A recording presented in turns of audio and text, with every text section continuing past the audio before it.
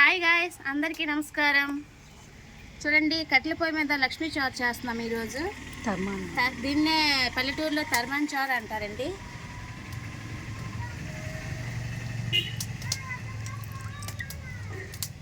రండి, ఎలా ప్రిపరేషన్ చేయాలో తెలుసుకుందాం. ఇప్పుడు ముందుగా కట్టెల పొయ్యి వెలిగించాం, దాని మీద దాక పెట్టామండి. ఇదిగో చూడండి, తర్మాన్ చారుని ఎలా వేస్తున్నాము. ముందుగా తర్మాన్ని పోయాలి. అది బాగా ఈ తర్మాన్ చారు ఒంటికి చలవ చేస్తుంది, చాలా మేలు చేస్తుంది, వేడిని కొడుతుంది, ఆరోగ్యానికి కూడా మంచిది. తల్లి కంటే మేలు చేస్తుంది తర్మాన్ చారు.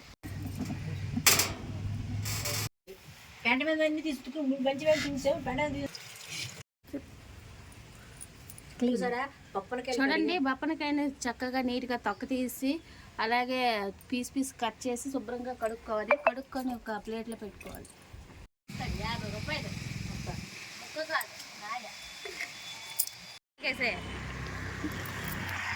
చూడండి, ఇది మా కరివేపాకు చెట్టు అండి. ఎంత పెద్దదో చూడండి. చక్కగా రసం, సాంబార్, లక్ష్మీ చారులో కూడా వేయడానికి ఇప్పుడే మంచి ఆకును చూస్తున్నాము. చూడండి, ఈ చిగురు చాకు తెచ్చుకుంటున్నాము. చిగురండి కరివేపాకు.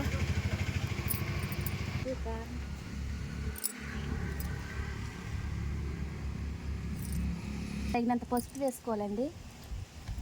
1 టేబుల్ స్పూన్, ఒక పెద్ద టేబుల్ స్పూన్ కారం వేసుకోవాలండి. తగినంత ఉప్పును వేసుకోవాలి. బాగా మరగనివ్వాలండి. బాగా మరిగిన తర్వాత మూత పెట్టేసుకోవాలండి.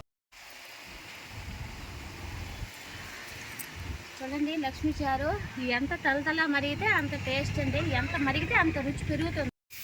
ముందుగా ప్యాన్ పెట్టుకోవాలి. తగినంత నూనె వేసుకోవాలి.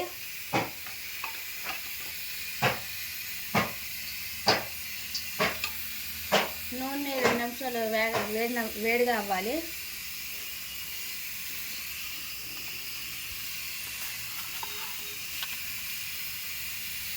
ఒక స్పూన్ మెంతులు, 1 స్పూన్ ఆవాలు, 1 స్పూన్ జీలకర్ర,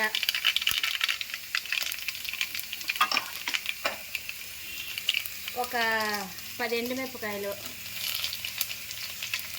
అలాగే పెద్ద సైజులో ఒక తెల్లుల్లిపాయ.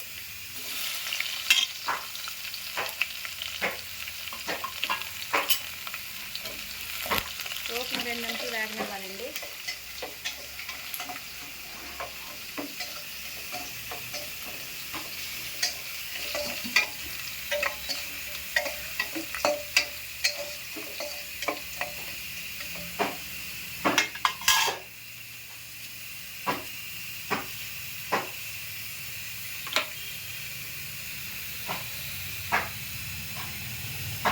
పోపు వేగిన తర్వాత శుభ్రంగా మరిగిన లక్ష్మీ చారుని పోపులో వేయించుకోవాలి. మెల్లగా వేయించుకోవాలి.